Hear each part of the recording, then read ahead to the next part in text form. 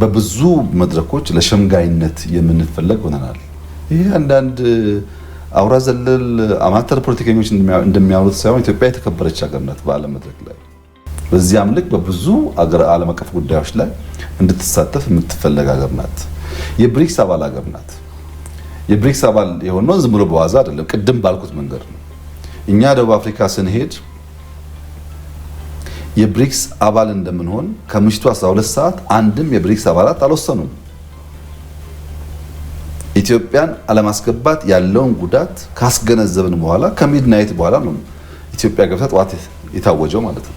ከገባች በኋላስ ዝም ብላ አባል አለችም። ኢትዮጵያ አጀንዳ ያላት ሀገር ናት ኢትዮጵያ። በቅርቡ ብራዚል ላይ የሚኒስትሮች ስብሰባ ነበር ብሪክስ በሚመለከት።